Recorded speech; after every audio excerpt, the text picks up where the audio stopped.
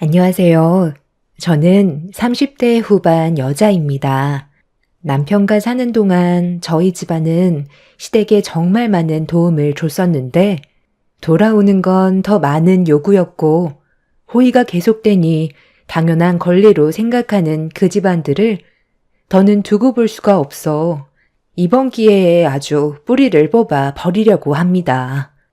양가 집안의 균열이 시작이 되었던 건 아주버님이 몇 년 전에 이혼을 했는데 또다시 재혼을 하겠다면서 다른 여자를 시댁에 데리고 왔었는데요.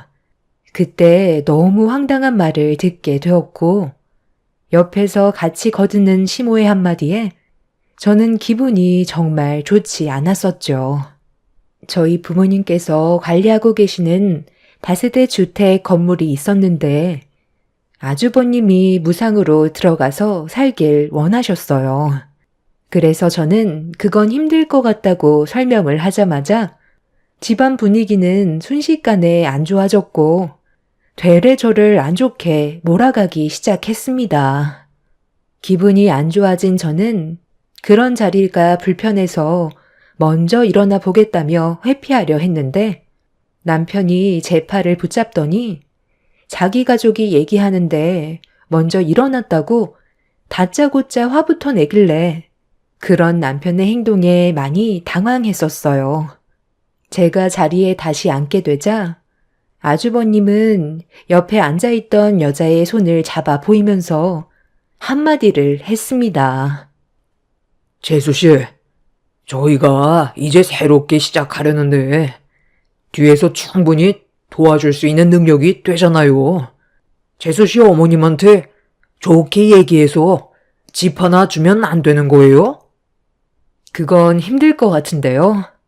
그동안 아주버님이 어떤 행동을 하면서 살아왔는지 옆에서 전부 지켜보고 있었는데 제가 저희 엄마한테 집을 내어주라는 말이 나오겠어요?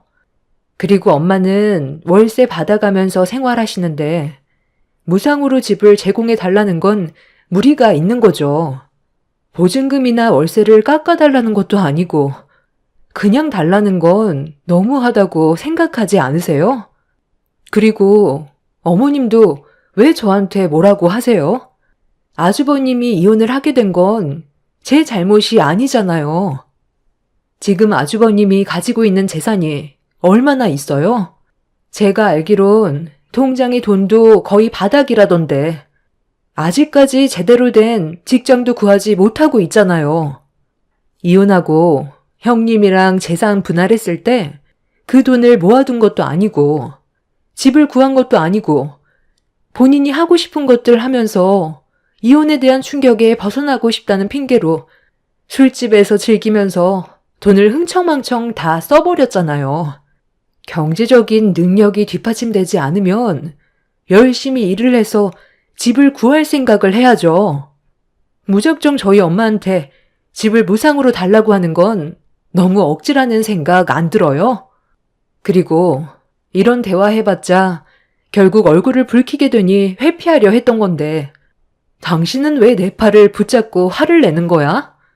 방금 나한테 아주버님의 부탁을 들어주지 않았다고 가족들 앞에서 소리치면 내 입장이 뭐가 돼? 지금 누가 잘못했는지 모르는 거야? 아주버님이 외도를 저질러서 이혼을 했던 건데 그게 왜 내 탓이야? 당신까지 이러면 나는 아주버님의 부탁을 더욱더 들어주고 싶지 않지. 먼저 일어나 보겠습니다. 내 말이 아직 끝나지도 않았는데 누가 먼저 일어나래? 당장 다시 앉지 못해? 내 아들이 그때 왜 외도를 했었겠어? 전 며느리가 그때 어떻게 했는지 너도 다 알고 있잖아. 잠자리 거부는 이혼 사유에 해당되는 문제였다고. 결혼한 지 얼마 되지도 않았는데 그런 식으로 행동하면 밖으로 도는 건 당연한 건데 그걸 왜 내 아들 탓만 하는 거니? 그리고 지금 이 자리가 어떤 자리인지 뻔히 알면서 상황을 이렇게 만들어야 되겠어? 보자 하니까 아주 우리 집안이 우습지? 전영님이 왜 아주버님을 거부했는데요? 외도뿐만이었어요? 저 손버릇이 문제였잖아요.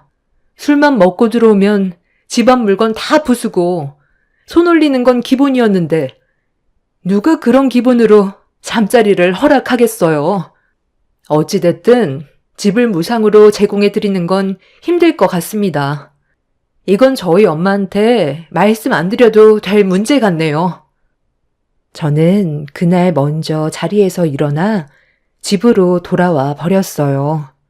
처음엔 좋게 풀어나가려 했지만 끝까지 고집 부리는 시댁 집안의 행동들에 저도 모르게 화가 치밀었어요.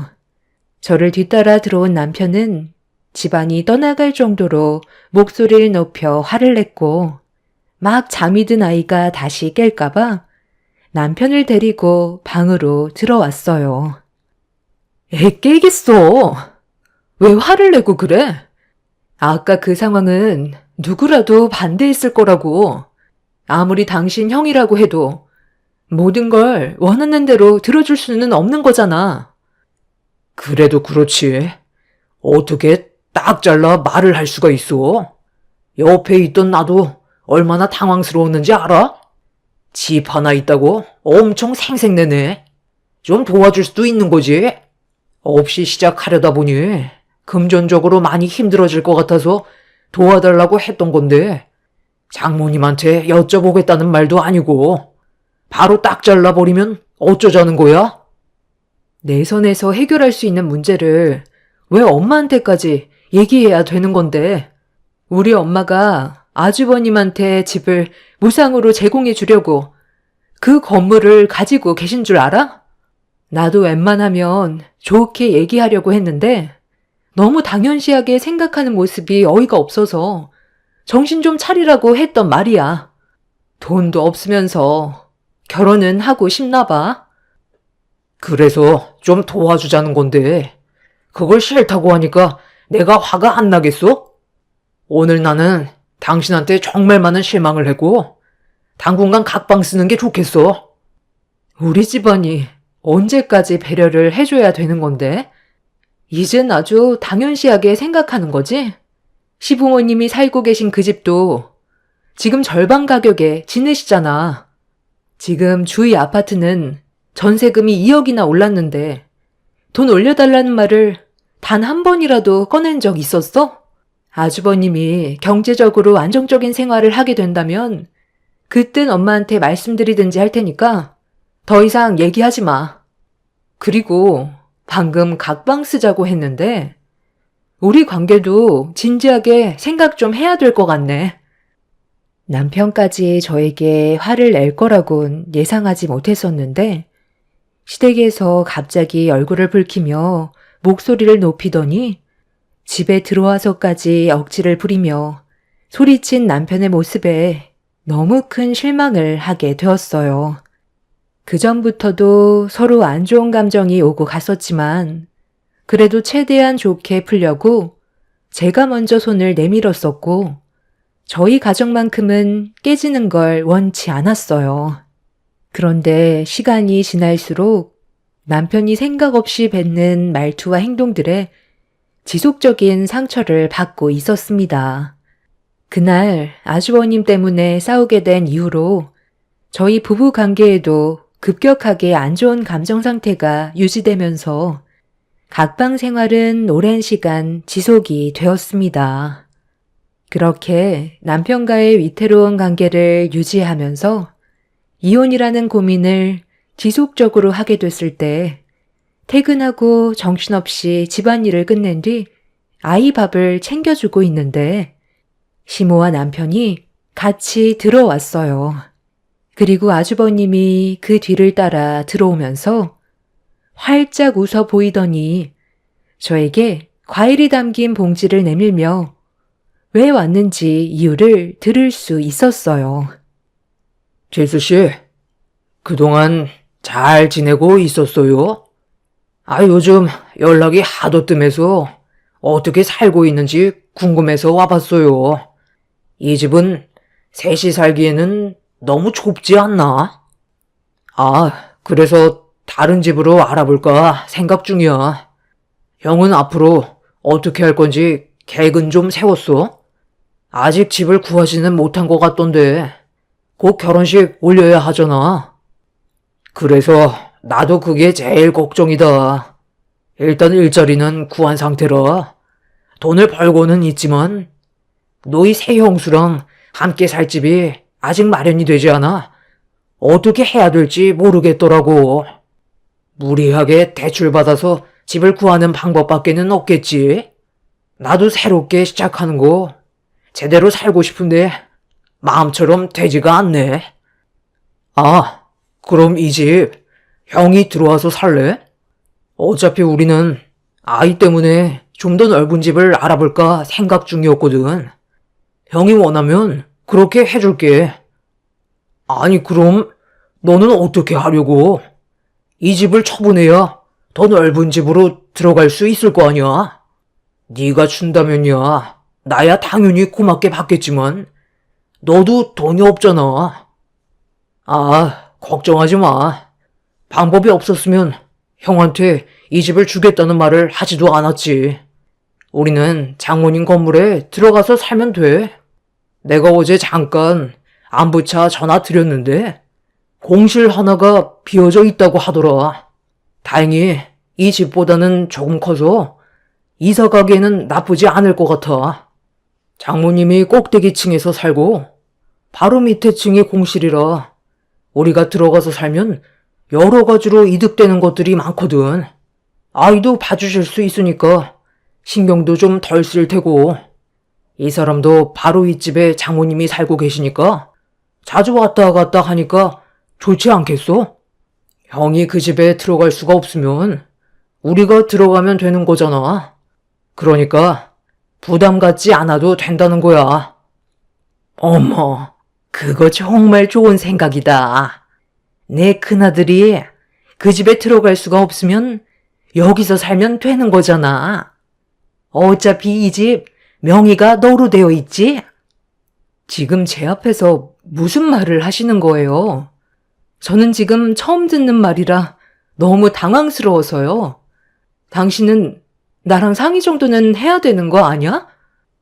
이 집이 내 건데 상의할 필요가 뭐가 있는데. 우리 형이 그냥 쓰게 하고 장모님이 비어있다는 공실에 우리가 들어가서 살면 되는 거잖아. 그 집에 들어갈 돈은 있고 왜 이렇게 억지를 부리는 건데?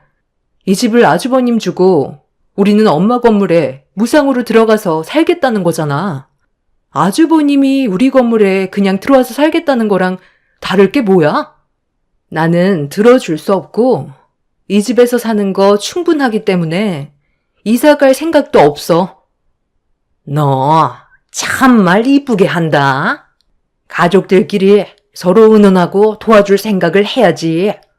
그때나 지금이나 너는 달라진 게 전혀 없구나. 끝까지 이런 식으로 행동할 거니? 내 동생이 내린 결정인데 왜 재수 씨가 그걸 막는 건데요? 좋은 방법을 얘기해 줬는데 이사 가는 게 힘들어도 서로 좋게 웃으면서 하면 얼마나 좋아요? 입 아프게 했던 말 또 하고 싶지 않아요. 어찌됐든 저는 이 사람이 한 말을 들어줄 생각 없으니까 그만 얘기하세요. 그리고 당신 지금 뭔가 착각하는 것 같은데 이 집 당신 돈만 들어가 있는 거 아니거든? 명의만 당신 집으로 되어 있는 거지. 절반 이상이 대출 아냐? 이 집 내 돈도 들어가 있는 거라고. 나한테도 당연히 물어봐야 되는 거였어.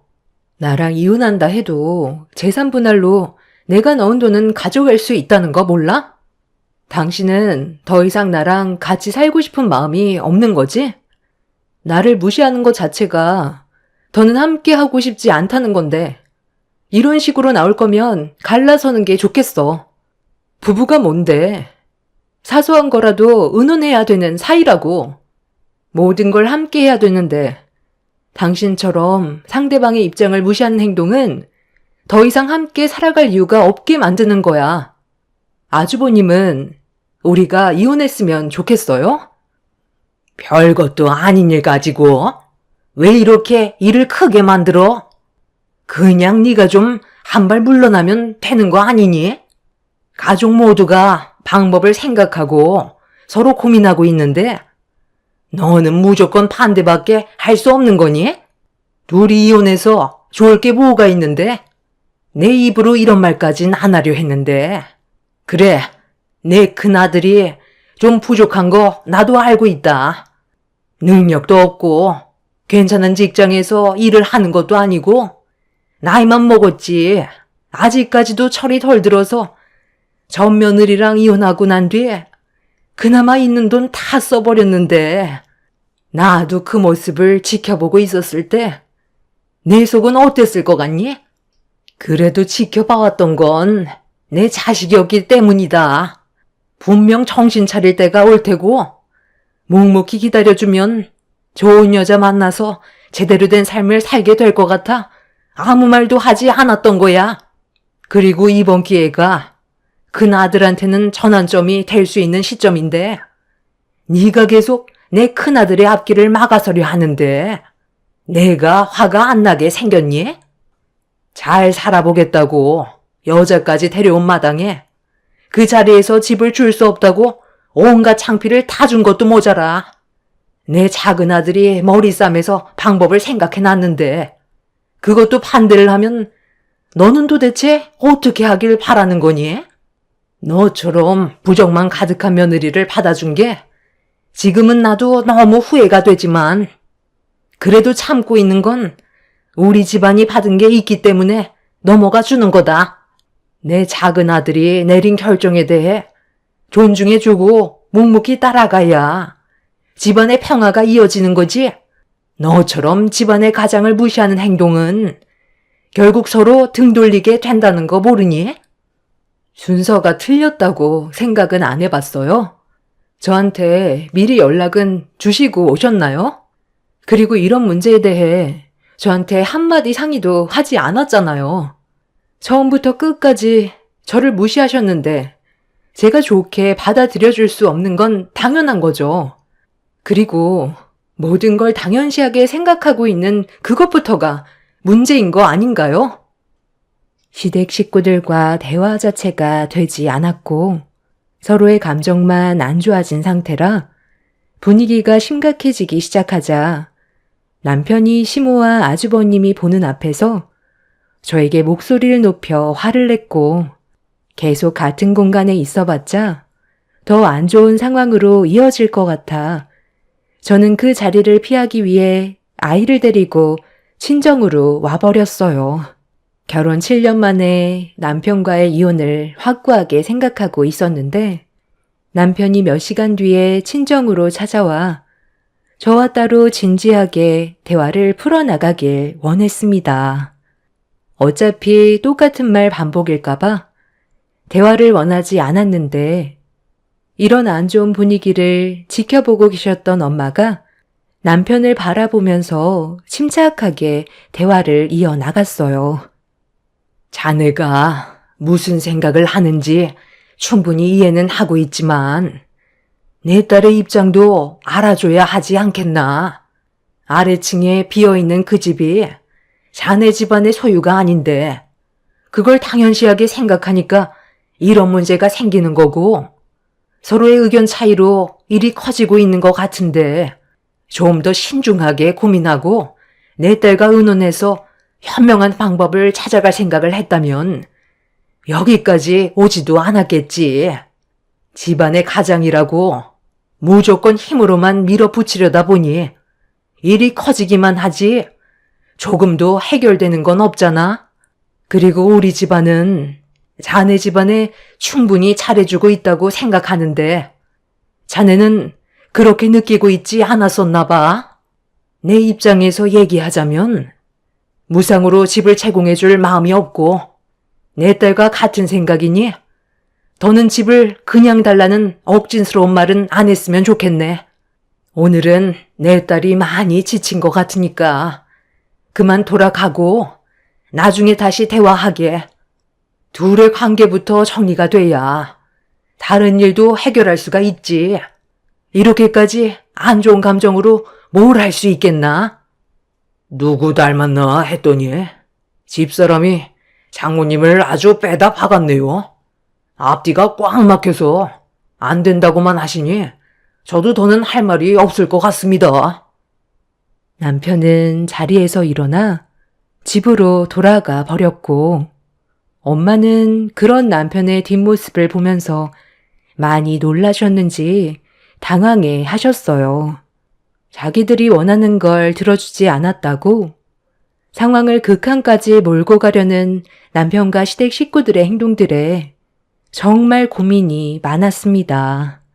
아이 때문에 쉽게 이혼 결정도 내리지 못하는 상황이라 그날 엄마와 정말 많은 대화를 주고받았어요. 미래가 보이지 않는 삶에 제 인생을 낭비하는 건 무리가 있을 것 같아 이혼을 결정하려는데 며칠 뒤 남편이 따로 대화 좀 하자면서 밖으로 불렀습니다.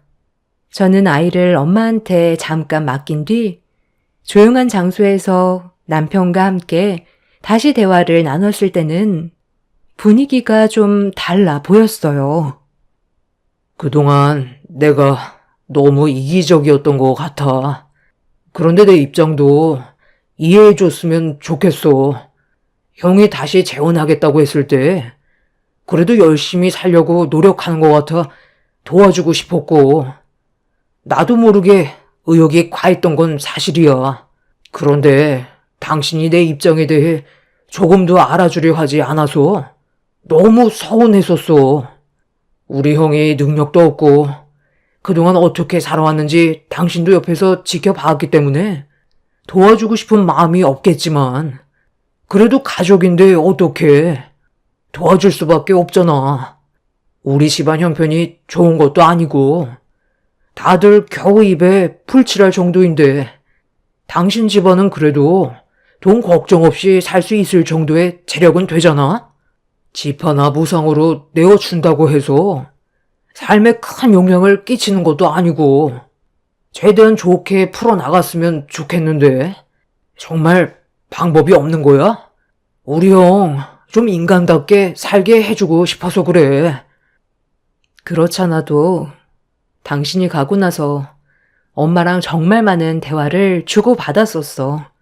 당신한테 너무 많은 실망을 해서 지금 이 자리에 있는 것도 솔직히 불편하지만 당신이 만나자고 했을 때 나온 건 우리 주아 때문이야.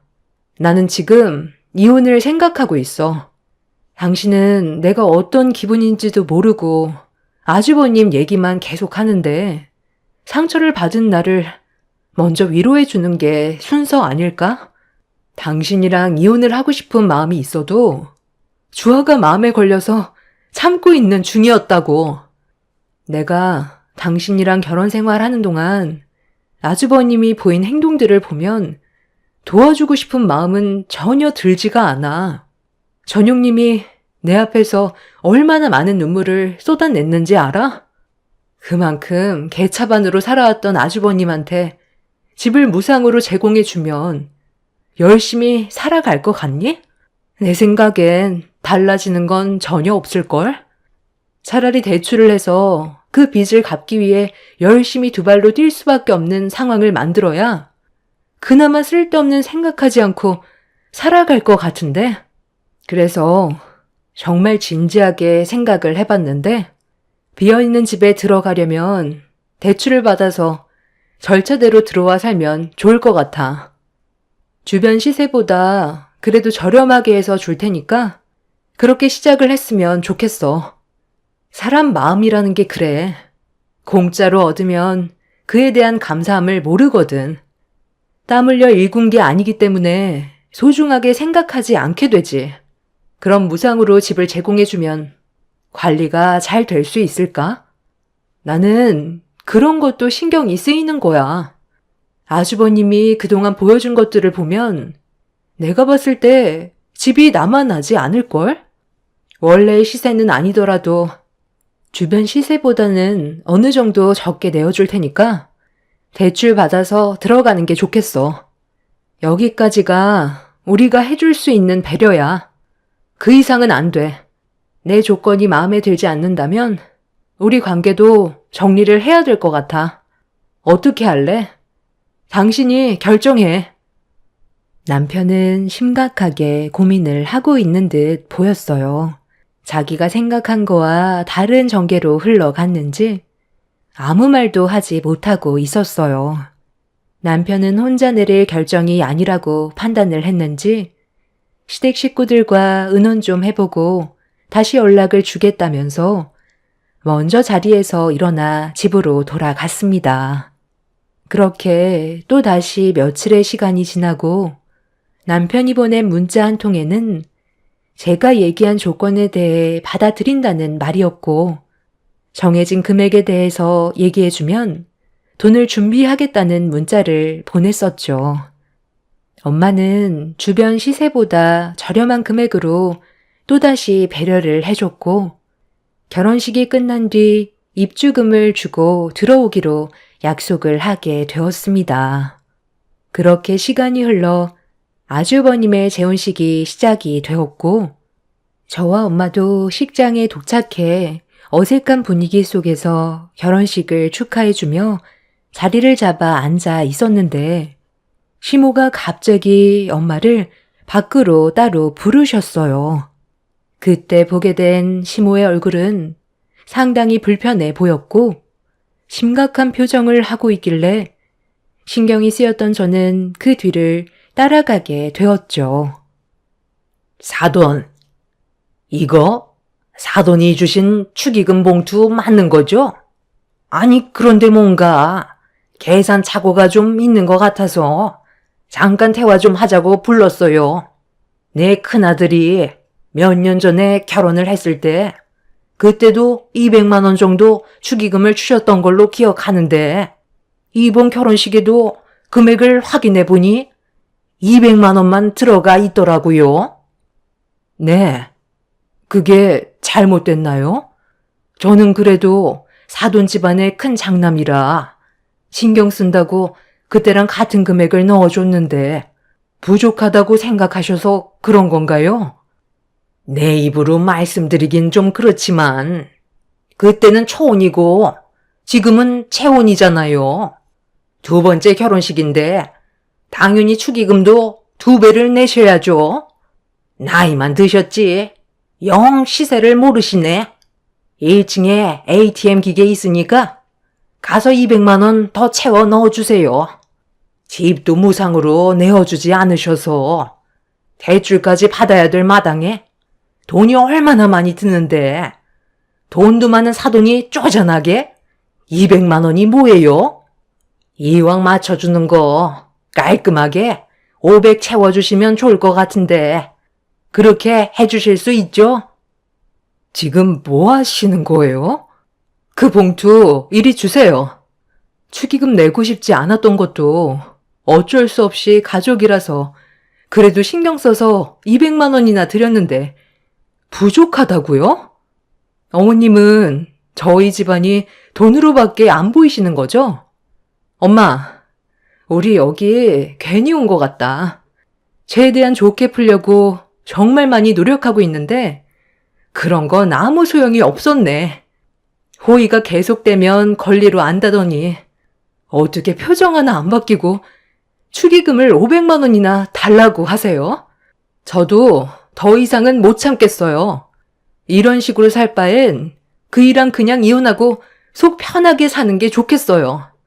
지금 살고 계신 그 집 원래 시세대로 올려받겠습니다. 최근에 전세 가격이 2억까지 올라간 건 아시죠?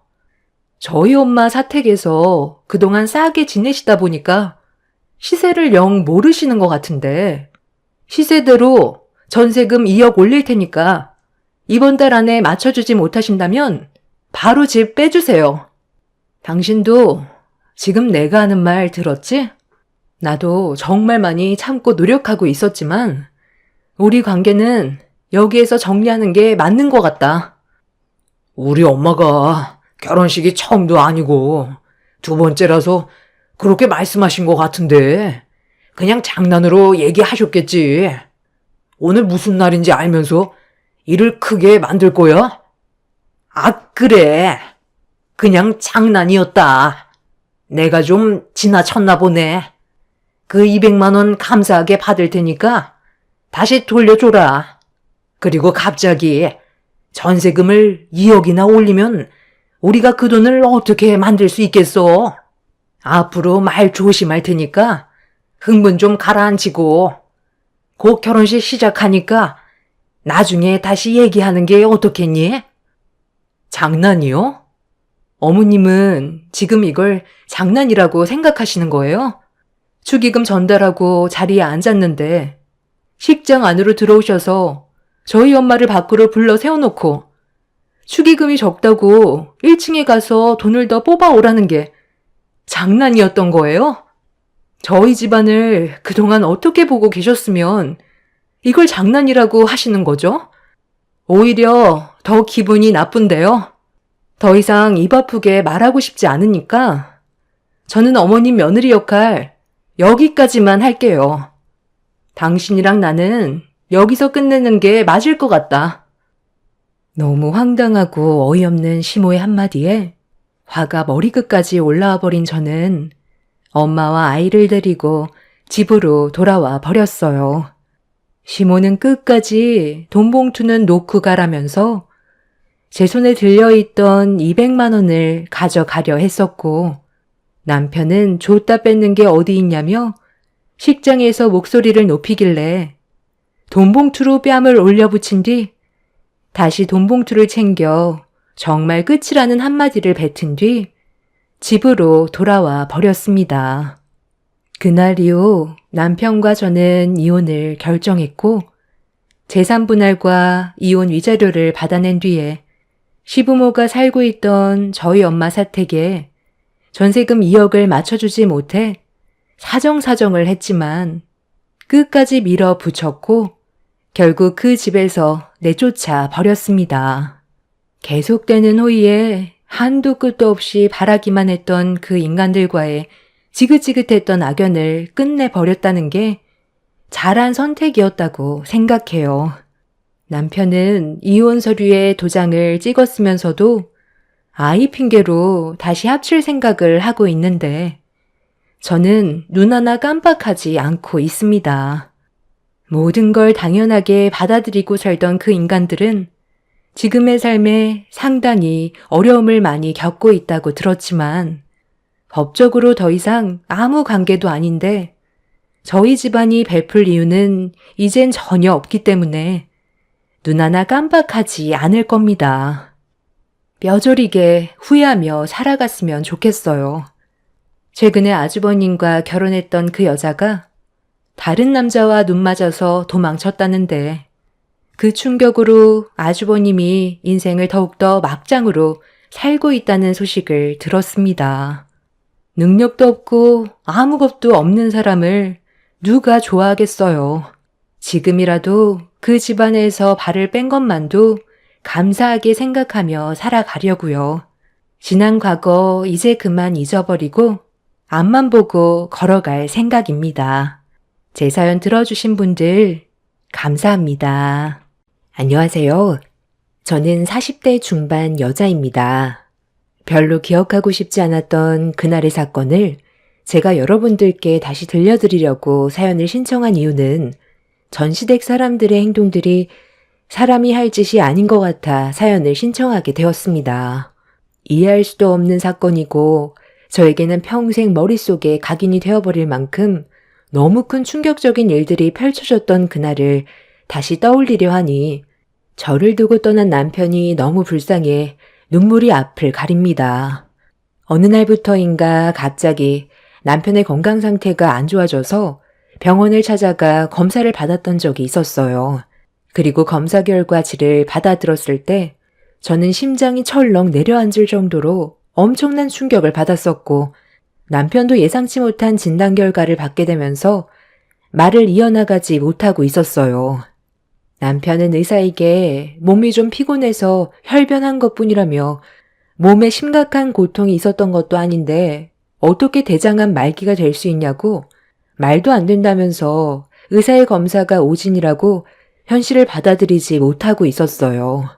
저도 의사의 말을 믿고 싶지 않았는데 의사는 저희 부부에게 다른 병원에 가서 검사를 받아봐도 똑같은 결과가 나올 거라며 분명 몸에 통증이 있었을 텐데 단순히 피곤 때문에 일시적인 거라고 생각해 그냥 진통제 먹고 넘어가는 경우가 대부분이라 나중에 병원을 찾았을 땐 이미 경과가 많이 지난 상태로 온다는 의사의 말을 듣게 되었습니다. 정말 하늘이 무너져 내리는 느낌이 어떤 건지 알겠더라고요. 남편과 함께 할 수 있는 시간이 많지 않다는 말을 들었을 때 눈물이 왈칵 쏟아졌고 남편은 동공의 눈빛이 풀린 상태로 멍하니 바닥을 바라보고 있었습니다. 몸이 좀 아파도 내색을 안 하던 남편이었던 터라 전혀 알 수 없었던 대장암은 저희 부부에게 절망을 안겨주었고 이 문제로 집안은 난리가 나게 되었습니다. 남편이 병들어 아프게 된 건 전부 다 제 탓이라며 시모는 남편의 손을 잡고 오열을 했어요. 엄마보다 먼저 세상을 떠나면 어떡하냐고 한참 동안 눈물을 흘리던 시모는 저를 노려보며 막말을 퍼부었습니다. 내 아들이 이렇게 될 때까지 넌 도대체 뭘 한 거야? 대장암 말기라는데 어떻게 모른다는 말을 할 수가 있어? 이게 말이 된다고 생각하니? 너 일부러 그런 거지? 내 아들 재산 네가 전부 다 가로채려고 일부러 알면서도 모른 척하고 있었던 거 아니야? 조금만 관심 가져도 알 수 있는 거고 강제로라도 병원을 데려가 봤어야지. 제가 아픈 건데 왜 이 사람 잘못이에요? 제 몸은 제가 신경 써야죠. 이 사람도 할 일이 얼마나 많은지 아시면서 그런 식으로 말씀하지 마세요. 저희가 여기 온 건 얼굴 붉히면서 싸우려는 게 아니잖아요. 저희가 왜 그동안 오지 않았었는지 잘 생각해 보세요. 끝까지 저에게 상처를 줄 거예요? 잘못도 없는 이 사람을 계속 안 좋게 몰아가면 저도 더 이상 여기 올 수 없어요. 앞으로 길어야 6개월이라고 했어요. 그럼 그 전에 잘못될 수도 있다는 건데 저에게 남겨진 시간을 좋은 기억으로 만들어가고 싶지 마음 불편하게 눈 감고 싶지 않아요.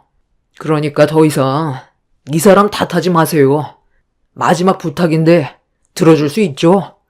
오늘은 잠깐 얼굴만 보려고 온 거라서 나중에 다시 시간 내서 올게요. 그리고 제가 세상을 떠나도 이 사람한테 뭐라고 하지 마세요. 부탁이에요. 남편에게 주어진 시간이 얼마 남지 않게 되자 주변 정리를 하기 시작했는데 자식된 입장에서 시부모 얼굴은 배야 할 것 같아 시댁을 가긴 했었지만 기분은 좋지 않았어요. 5년 전에 시댁 식구들과 한바탕 크게 싸운 적이 있어서 그날 이후 아예 연락을 끊고 살았거든요. 남편은 식당을 몇 개 운영하는데 꽤 크게 운영을 하고 있어서 재산이 적지 않은 편이에요. 체인점도 몇 개 있을 만큼 사업이 잘 됐었고 집안의 가장이기도 해서 시댁 식구들에게 도움도 많이 줬었어요.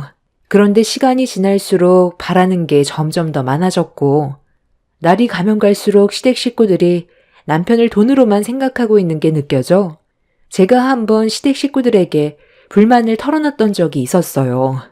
아무리 가족이라도 어느 정도가 있는 건데 지나칠 정도로 금전적인 부분에서 너무 많은 걸 바라다 보니 남편도 힘들어하고 있었고 그런 모습 제가 더 이상 지켜보고 싶지가 않아 시댁 모임 때 조심스럽게 한마디 했다가 집안이 한번 난리가 났었고 그날 이후 시댁 식구들과 연을 끊게 되었던 거였어요. 최대한 좋게 서로를 이해하고 배려했다면 더 이상의 문제는 없었을 텐데 시모가 자기 아들 돈 쓰는 것까지 눈치를 봐야 하냐고 화를 내면서 제 머리채까지 잡아버려 걷잡을 수 없을 만큼 상황이 정말 심각했었죠. 저희 집에 몇 번 더 찾아오긴 했었지만 만나주지 않았고 저희 부부가 단호하게 행동을 하게 되자 시댁 식구들은 먼저 손을 내밀게 되었습니다. 하지만 남편과 저는 이미 그 사람들에게 벌써 치가 떨릴 정도로 질려버린 터라 더 이상의 관계를 만들어 가고 싶지 않았어요. 남편도 그걸 원했었고 그렇게 얼굴을 안 보며 살아오는 동안 5년의 시간이 흘러버리게 된 거였죠. 그리고 남편은 원래 평생 얼굴 안 보며 살고 싶어 했었지만 대장암 판정을 받고 난 이후 세상 떠나기 전에 가족들과의 관계를 풀어보려 했었지만 5년이 지났는데도 아직까지 정신을 차리지 못한 건지 그때나 지금이나 상황은 조금도 변하지 않았어요. 남편의 건강에 문제만 없었더라도 평생 살면서 얼굴 안 보며 살았을 텐데 남편에게 주어진 시간이 얼마 없었고 떠나기 전에 가족과의 관계를 좋게 풀고 싶어 해서 얼굴을 보게 된 건데 이게 잘한 행동인지 모르겠더라고요. 얼굴만 붉히고 시댁을 나와서 그런지 기분은 상당히 안 좋았지만 남편의 마음을 이해 못하는 것도 아니었습니다. 남편은 남은 시간 동안 정신없는 날들을 보냈어요. 저는 병원에서 치료받는 걸 원했지만 남편은 의사의 말을 듣고 난 이후 치료를 거부했어요. 대장암 말기고 병원에 입원해 항암 치료받으면서 아무리 노력한다 해도 눈에 띄게 달라지는 것도 아니고 다시 정상적인 삶으로 돌아갈 수 있을 거라는 확신도 없다는 말을 들었기 때문에 병원에서 남은 시간을 허무하게 보내고 싶어 하지 않았어요. 저는 남편의 뜻을 최대한 존중해 줘야만 했고 그렇게 정신없는 날들을 보내고 있던 어느 날 회사 일을 마치고 건물 밖으로 나왔는데 눈앞에 시모가 저를 보며 떡하니 서 있었어요. 개인적으로 찾아왔다는 건 저에게 할 말이 있다는 건데 단둘이서 대화하는 걸 원하지 않았던 저는 시모와의 자리를 피하려 했는데 저와 진지한 대화를 좀 해야 할 것 같다며 제 팔을 잡아 끌어당겼습니다. 결국 저와 시모는 한 카페로 들어가 자리를 잡아 앉았는데 시모가 서류 봉투 하나를 저에게 내밀었어요. 시모의 눈빛을 바라보니 느낌이 별로 좋지 않아 서류를 확인하지 않았습니다. 왜 확인을 안 하니? 빨리 확인해봐라. 정말 중요한 문제인데 네가 일단 서류의 내용을 봐야 대화를 이어갈 거 아니니? 내가 직접 열어서 확인시켜주마. 서류 안의 내용이 별로 좋지 않을 거라고 예상하긴 했었는데 지금 저랑 뭐 하자는 거죠? 이걸 저에게 주는 이유가 뭐예요? 정말 어이가 없어서 말이 안 나오네요. 딱 보면 무슨 말을 하려는 건지 모르겠니? 둘이 이혼하라는 서류잖아. 내 아들이 잘못되면 모든 재산 전부 너한테로 가게 될 텐데 내가 두 눈 뜨고 그 꼴을 어떻게 보니? 내 아들 남은 시간은 우리 가족이 옆에서 함께 보내줄 테니 너는 이혼 서류에 도장 찍고 그만 내 아들 곁에서 물러나라. 그이가 세상 떠나게 되면 모든 재산이 저에게 오니까 그게 배 아파서 지금 상황에 이혼하라는 거예요? 어머님이 그 사람한테 살면서 뭘 해줬는데요? 힘들게 일해서 번 돈 흥청망청 쓰기만 했지 식당 일 한번 도와준 적이라도 있었어요? 어머님만 그런 것도 아니고 아버님이랑 아가씨도 똑같이 돈만 뺏어 갔었잖아요. 그 사람이 착해서 참고 있었던 거지? 그동안 얼마나 힘들어 했는지 아세요?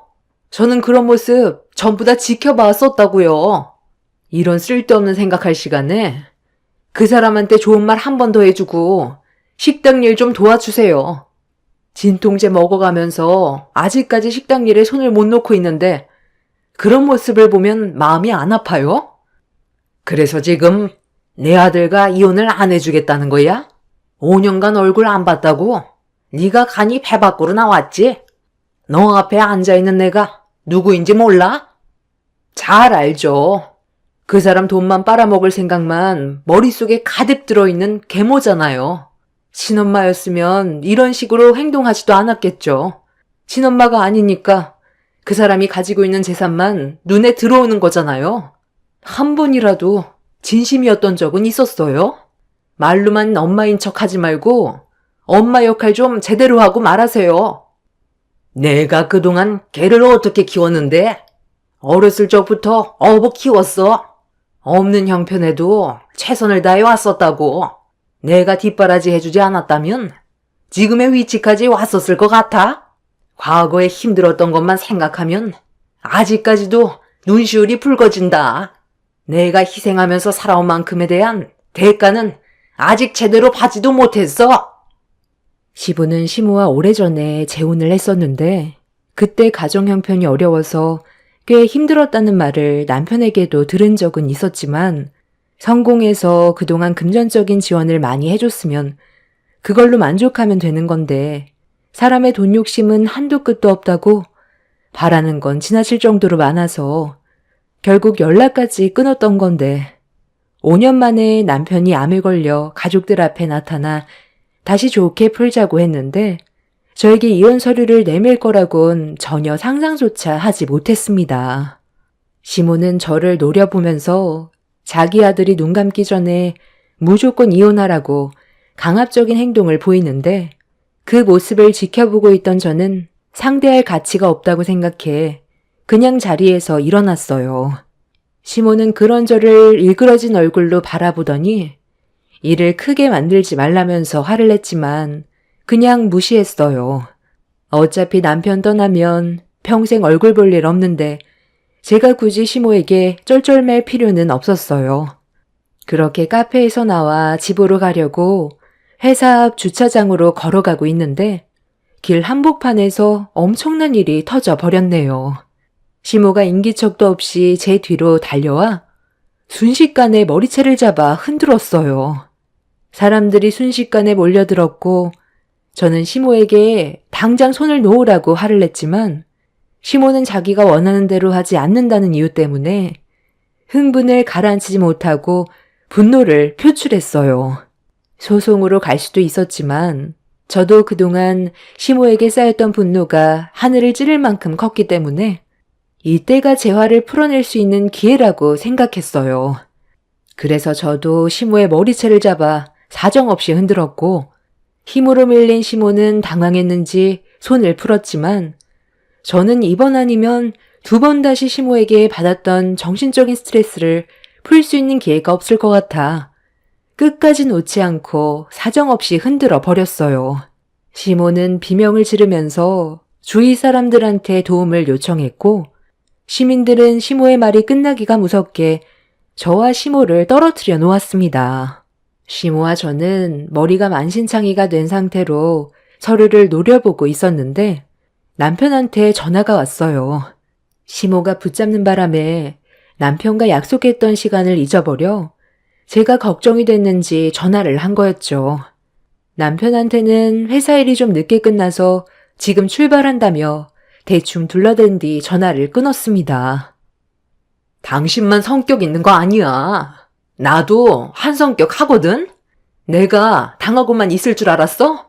당신이 내 머리채 잡는 순간 더 이상 어머니 대접은 고사하고 나도 똑같이 당한 만큼 갚아드리게.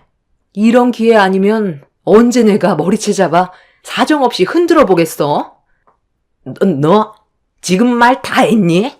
너 혼자 내 아들의 재산을 먹으려 하니까 그런 모습이 괘씸해서 머리채를 잡았으면 나한테 용서부터 구해야 되는 거 아니야?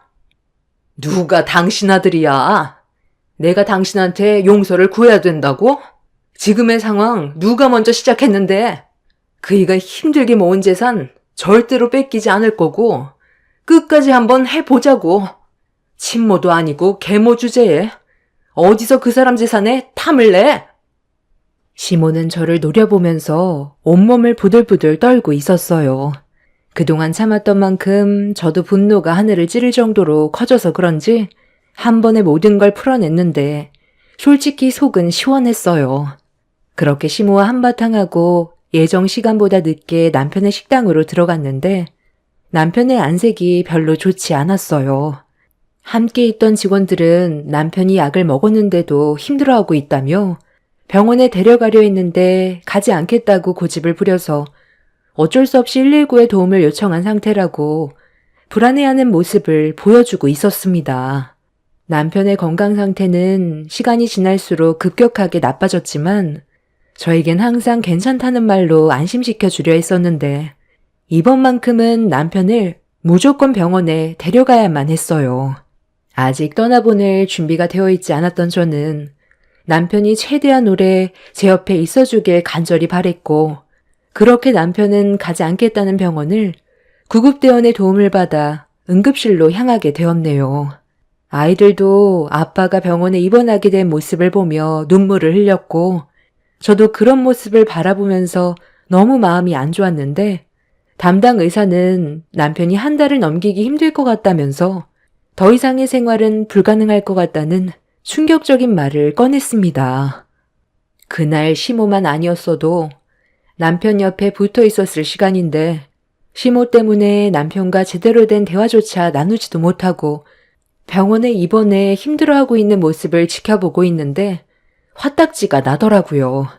남편은 끝내 결국 오래 버티지 못하고 예상했던 시간보다 빠르게 저를 남겨둔 채 먼저 눈을 감게 되었습니다.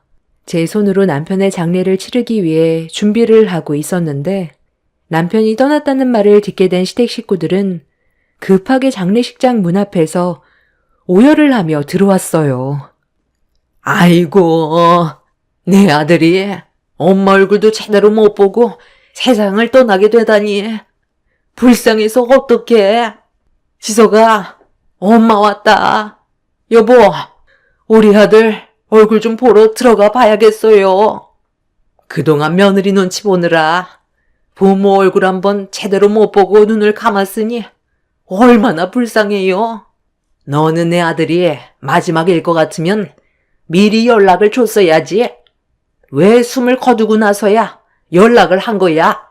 너 내 아들 재산 때문에 그런 거지? 확실하게 사망신고 받아야 재산에 대한 소유권이 너한테 넘어가니까 그 전에 미리 말하지 않았던 거지? 마지막 인사는 하게 해줬어야지. 어떻게 내 아들과 말 한마디도 나누지 못한 채 장례식장으로 오게 할 수 있는 거야? 엄마 말대로 새언니는 돈에 눈이 먼 여자가 확실한가 봐. 괜히 자기한테 불이익이 생길까 봐. 오빠가 숨통이 붙어있을 때 우리를 부르지 않은 것 봐봐.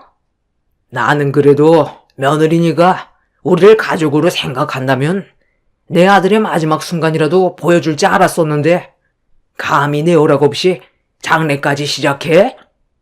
다들 정말 웃기시네. 내가 왜 미리 연락을 드려야 되는 거죠? 마지막 순간 보면 뭐해요? 어차피 그 사람 앞에서 돈 얘기 말곤 할 말도 없잖아요? 세상 떠나려고 준비한 사람한테 돈 달라고 엄청 닥달했겠죠. 마지막 순간 마음 편히 보내주고 싶어 일부러 부르지 않았던 건데 나는 정말 잘한 결정이라고 생각하는데요? 시댁 식구들은 저를 무섭게 쳐다보면서 장례식장에서 난리를 쳤지만 저는 이미 남편이 떠난 충격 때문에 정신이 온전치 못한 상태라 시댁 식구들을 무시하며 남편의 안치실에 들어가려는 순간 갑자기 시모가 저에게 달려들었고 또다시 제 머리채를 잡아 버렸어요.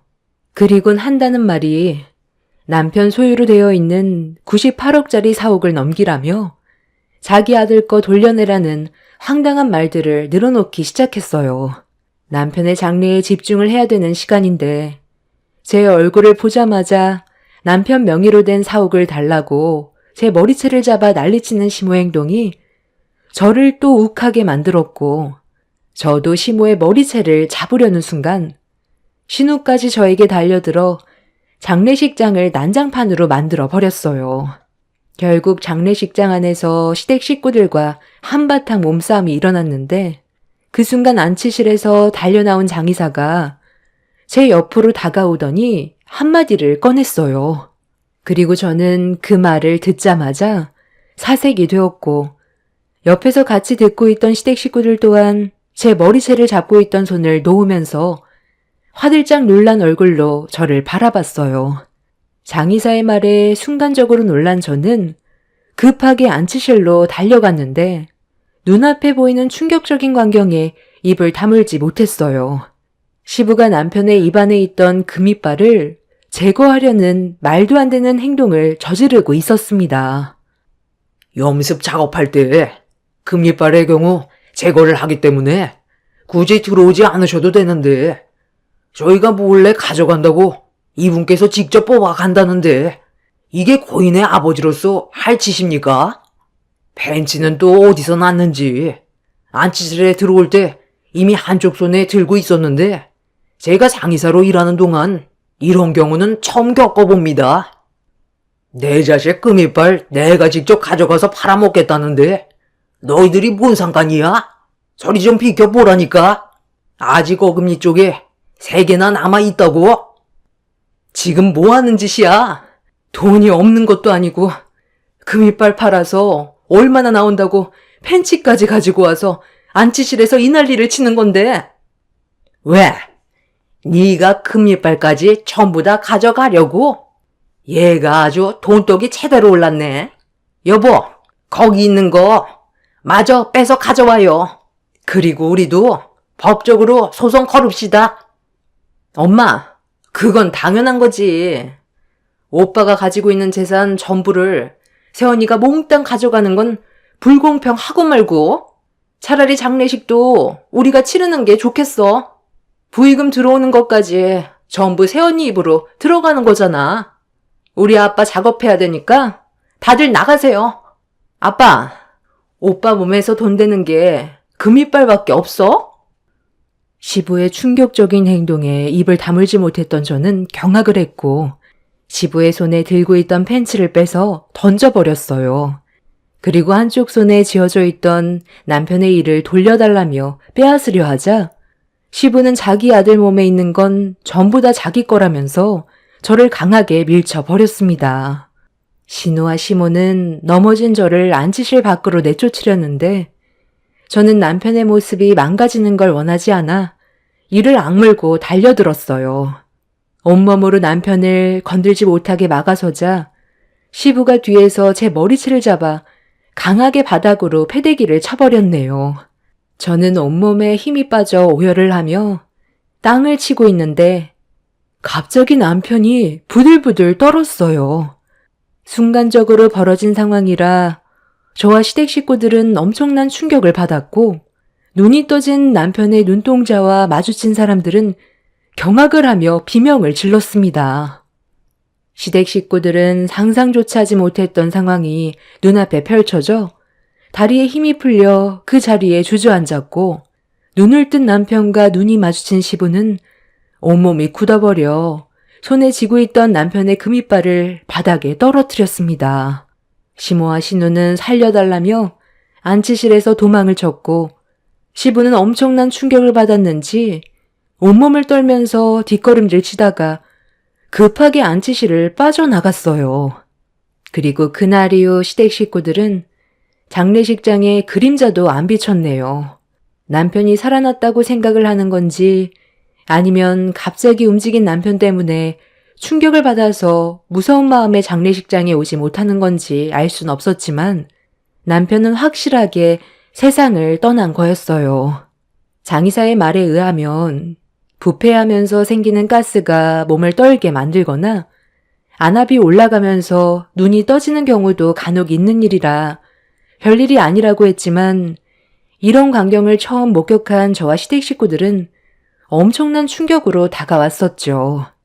그렇게 저는 그날 이후 남편의 장례를 무사히 치르고 남편의 물건을 정리하면서 아이들과 새로운 지역으로 이사해 다시 새 출발을 하려고 준비하고 있었는데 늦은 저녁에 시댁 식구들이 저희 집에 찾아왔어요. 쉬지 않고 문을 두드리길래 민원이 들어올까봐 열어주었는데 저를 보자마자 시댁 식구들은 남편이 가지고 있던 98억 4억 얘기를 꺼내더라고요. 남편의 장례식장에서 난리를 치고 오지도 않았던 사람들이 이제 와서 건물을 달라고 하는 게 어이가 없어서 대화할 가치도 없는 것 같아 문을 닫으려는 순간 법대로 하겠다면서 다짜고짜 저를 밀치며 들어왔습니다. 그때는 너무 놀라서 도망쳤던 것 뿐이고 이건 재산 관련 문제이니 확실하게 짚고 넘어가야 하지 않겠니?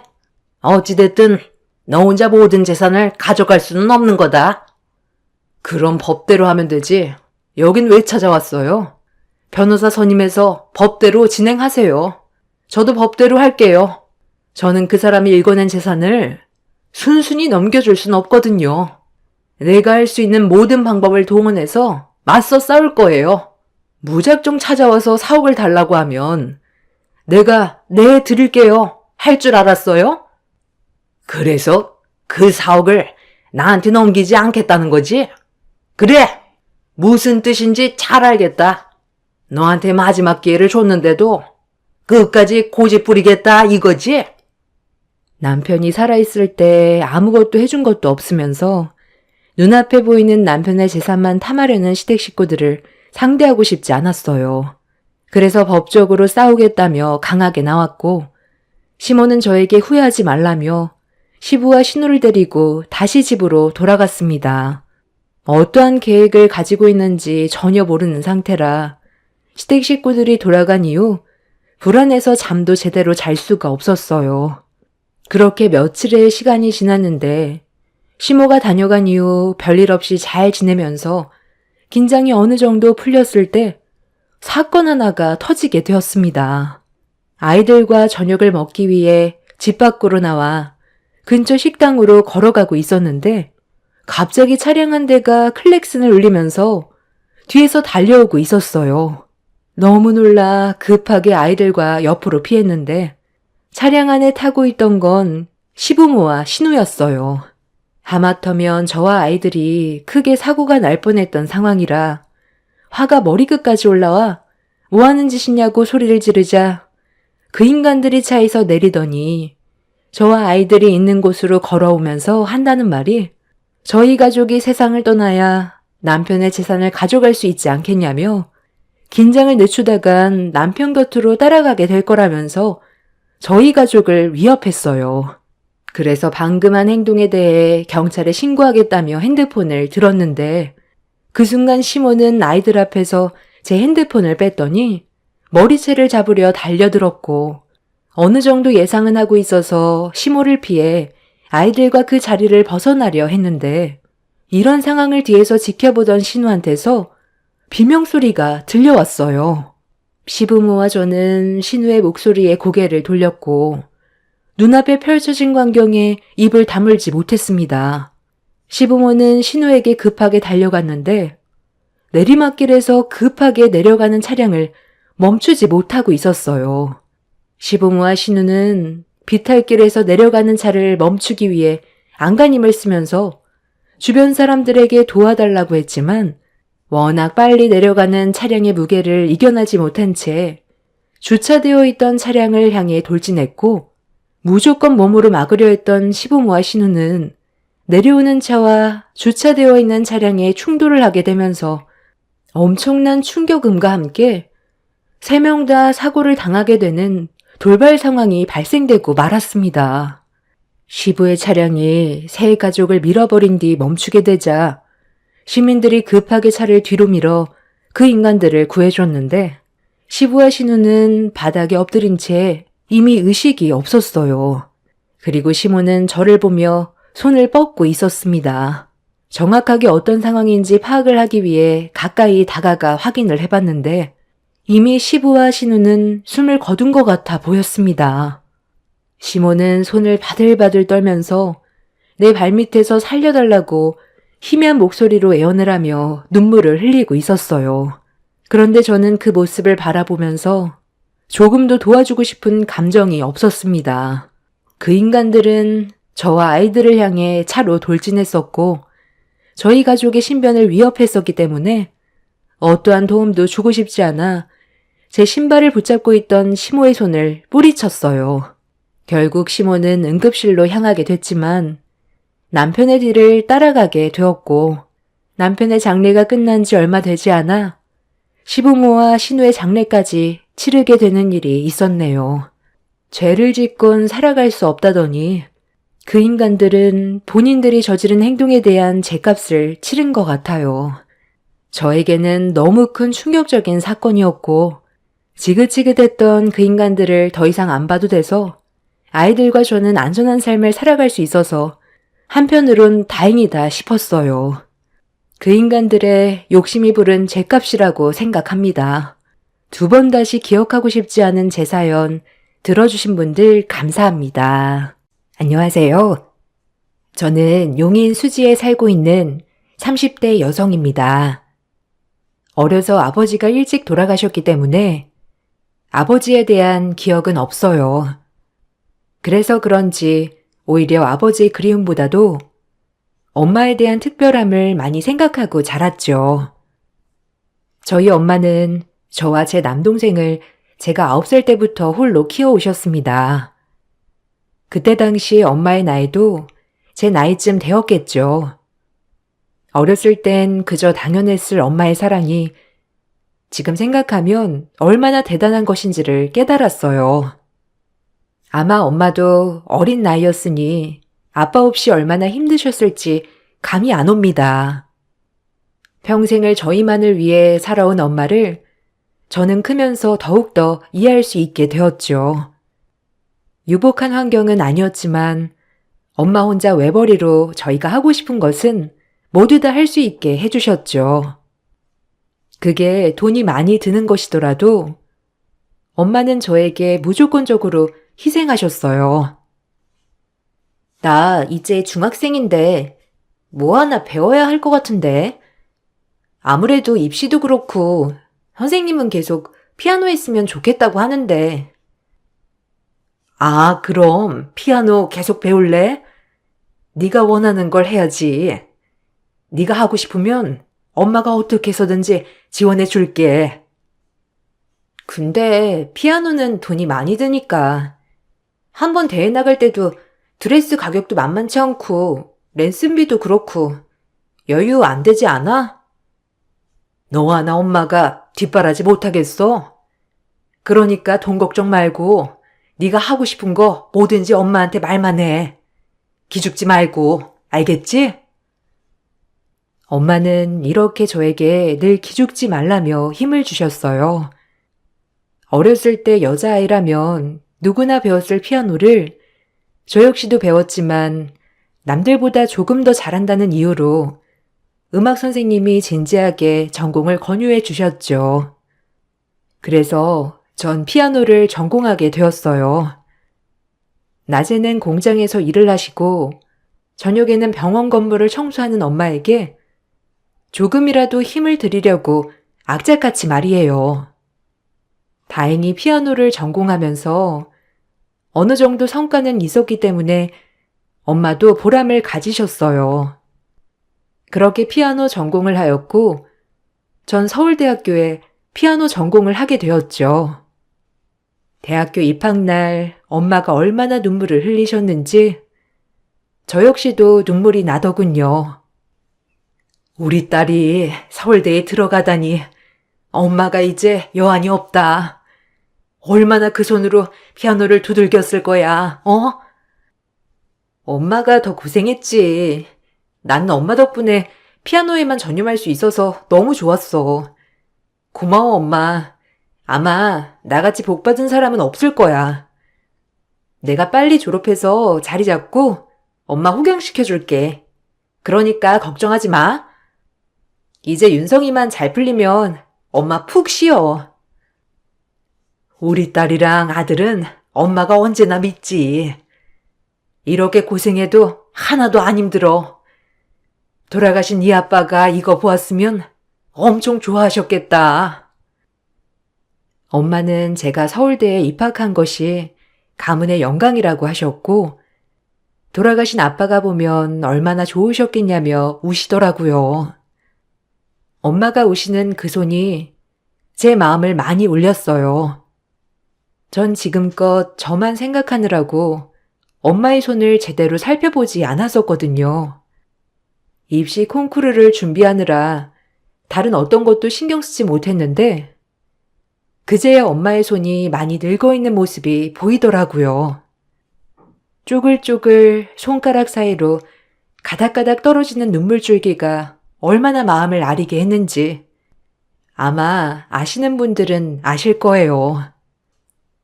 내가 이렇게 입시에 정신 팔려 있는 동안 엄마 그렇게 고왔던 손이 지금은 완전 할머니 손이 됐네? 희생해줘서 고마워. 아유, 고맙긴. 당연히 엄마가 해야 될 일인데 그런 생각 말고 이제 시작이야. 알겠지? 그냥 넌 너만 생각하고 엄마는 신경 쓰지 마. 빨리 우리가 다 졸업하고 취업을 해야 엄마가 조금이라도 일을 쉴 수 있을 텐데. 조금만 기다려, 엄마. 내가 효도할게. 이제 윤성이도 졸업해서 학교 가면 엄마는 여한이 없어. 엄마한텐 너네들이 복덩이 그 자체야. 알겠지? 그러니까 넌 너만 신경 써. 엄마는 뭐든지 제가 우선이었어요. 그렇게 대학을 입학하였고 우수한 실력으로 졸업을 했습니다. 다행히 학교에서 장학금도 많이 받았고 입시 학생들 레슨도 해주었기 때문에 엄마에게 부담은 조금 덜 드릴 수 있게 되었어요. 대학을 졸업하고 전 입시 레슨 위주로 일을 찾기 시작했죠. 교수님 추천도 있었고 저조차도 학생들을 가르치는 게 적성에 맞았기 때문이에요. 그렇게 입시 레슨을 하다가 제가 가르치는 학생의 오빠와 눈이 맞게 되었어요. 너무 당황스러웠지만 저에게 적극적으로 대시하는 그 모습에 반했죠. 약간 투박하지만 말의 진정성이 느껴지는 사람이었어요. 남들처럼 다정하고 저만 위해주는 느낌보다는 조금 툴툴거리지만 친데레라고 할까요? 그런 매력에 빠져든 것 같아요. 그렇게 서서히 저조차도 빠져들게 되었습니다. 오늘 한솔이 레슨 끝나고 저랑 같이 식사 한번 하실래요? 선생님이랑 식사 한번 해보고 싶은데 많이 고민했거든요. 아, 네. 오늘 괜찮을 것 같아요. 그럼 한솔이 레슨이 1시간 정도 걸리니까 1시간 뒤에 집 앞에 카페에서 뵐게요. 아, 감사해요. 거절하시면 어쩌나 걱정 많이 했는데 그럼 이따 1시간 뒤에 제가 그쪽에 먼저 가 있을게요. 천천히 오세요. 저 역시도 레슨 해주던 학생의 오빠가 싫지 않았기 때문에 적극적인 만남이 오히려 달가웠어요. 그래서 저 역시 좋았고요. 남자다운 모습에 반해 속전속결 사귀게 되었고 그렇게 빠르게 결혼 준비를 해나갔습니다. 제가 가르치고 있는 학생의 오빠였기 때문에 그 집에 대해 잘한다고 착각했었고 그렇게 결혼을 준비해 나갔습니다. 남편은 부모님과 형, 여동생 이렇게 다복한 가정에서 자란 사람이었어요. 저를 너무 예뻐해 주시는 시부모님과 저를 너무 좋아해 주는 남편, 그리고 무난한 아주버님 여동생이었기 때문에 이런 집이라면 시집을 갈 수 있겠다 싶었죠. 그래서 결혼을 준비하게 됐어요. 하지만 결혼을 준비하는 과정에서 오히려 남편과 맞지 않는 모습들이 많더라고요. 예전엔 투박하지만 진심 담긴 그 모습이 좋았다면 지금은 뭔가 모르게 속물적인 느낌이 있다고 생각이 들었고요. 그래서 조금씩 결혼을 준비하며 삐걱대기 시작했죠. 우리 결혼 준비하는 거 우리 엄마는 네가 원하는 브랜드에서 액세서리 다 맞춰주신다고 하더라. 가방이랑 뭐 원하는 거 있어? 아니, 알잖아. 나 명품은 잘 몰라. 그리고 우리 둘이 결혼하는데 그런 거 받는 것도 부담스럽지. 우리 집 형편 알잖아. 난 그렇게까지 개훈 씨한테 못 해주는데 나만 어머님한테 받는 건 좀 그런 거 같은데. 그냥 어머님한테 잘 말씀드려줘. 아니 그래도 하나밖에 없는 딸 결혼하는데 장모님이 사이 뭐 하나라도 해주시지 않을까? 남들은 시계도 받는다는데. 우리 집 형편 알잖아. 지금 내가 모은 돈으로만 결혼하는 거야. 모은 돈도 그렇게 많지도 않고. 이제 와서 왜 그래? 우리 둘이서 단출하게 결혼 준비하기로 한 거 아니었어? 예물이나 이런 거 원하면 다른 사람 알아봐. 난 엄마한테 절대 부담 못 드려. 저와 연애할 때부터 저희 집 형편을 잘 아는 남편은 결혼을 준비하게 되자 갑작스레 말을 바꾸기 시작했어요. 남들 결혼할 때는 명품 시계를 해준다더라. 양복 한 벌 빼준다더라. 하물며 신발을 해준다더라 하는 둥 나의 모든 걸 다 좋다고 했던 남편이 맞나 싶었죠. 이런 게 지속이 되니 저 역시도 스트레스가 되더라고요. 단 한 번도 이런 일로 싸울 일이 없을 줄 알았는데 아니었으니까요. 그럼 그런 여자 만나. 자기한테 시계 사주고 구두 사주고 뭐 양복 빼주는 그런 빵빵한 처가 둔 여자 만나면 되겠네. 그 말이 아니잖아. 그냥 예를 든 거지. 아무리 없이 살았어도 너 피아노도 시킬 정도면 그냥 마음만 있다면 이 정도는 못 해주시겠어? 라고 언지만 준 거지. 내가 언제 해달랬냐? 그냥 물어본 거지. 왜 화를 내고 그래? 물어본 사람 무한하게. 물어본 뉘앙스가 아니잖아. 거의 사달라고 대놓고 통보한 거 아니야? 난 이런 거 절대 말씀 못 드리고, 그러니까 애초에 내가 우리 결혼 부모님이 개입하지 않았으면 좋겠다고 한 게 이거야. 어머님이 나 해주시면 우리 엄마가 가만 있으시겠어? 난 그런 거 싫으니까 우리 둘이 딱 모은 돈으로만 준비하자고 한 거였고, 솔직히 갑자기 이렇게 말 바꾸는 거 너무 당황스러워. 정말 당황스러웠어요. 전 연애 때부터 제 상황을 항상 말했었기 때문에 결혼을 준비하는 과정에서 이런 트러블이 있을 거라고는 상상할 수 없었죠. 하지만 남편도 답답한지 한숨만 쉬더라고요. 그렇게 지속될 것 같은 싸움이 멈추었고, 전 결혼을 안 하는 게 좋을 것 같다는 판단 아래 남편에게 파혼을 통보했어요. 제가 파혼을 통보하자 남편은 그제야 정신이 든 것 같았고요. 난 자기한테 다 못 맞춰줘. 그러니까 그냥 여기서 그만하자. 서로 더 상처받기 전에 그만하는 게 맞는 것 같아. 뭐? 그 말은 지금 헤어지자는 거야? 우리 엄마 아빠는 결혼 준비가 잘 진행되고 있는 줄 아는데 갑자기 파혼하자고? 그럼 어떡해. 난 자기랑 싸우기 싫어. 근데 어차피 자기도 우리 집한테 예물을 꼭 받아야 되는 거 아니야? 그렇게는 못 해주니까. 알겠어. 미안해. 그건 내가 경솔했어. 너희 집 사정 뻔히 모르는 것도 아닌데 친구들이 결혼 준비하면서 이것저것 장모님한테 받았으니까 나도 모르게 그게 부러웠나 봐. 난 너만 있으면 되는 거였는데 나도 모르게 미안해. 많이 실망했지? 자기 마음 모르는 것도 아니야. 그런데 나한텐 그런 모든 게 부담이 되니까 하는 말이야. 미안해. 나도 이렇게 세게 말하려던 건 아니었는데 나도 모르게 너무 속상했나 봐. 우리 엄마 힘들게 나 피아노 공부 시켜주셨어. 결혼으로 부담드리고 싶지 않아. 이해해줘. 남편은 제가 헤어지자고 하자 그제야 정신이 들었는지 저에게 미안하다고 하였죠. 다신 예물에 대해 강요하지 않는다고 했고요. 저 역시 파혼 통보는 너무 심하다고 생각하여 남편의 사과를 받아주었죠. 그렇게 다시 결혼을 준비해 나갔어요.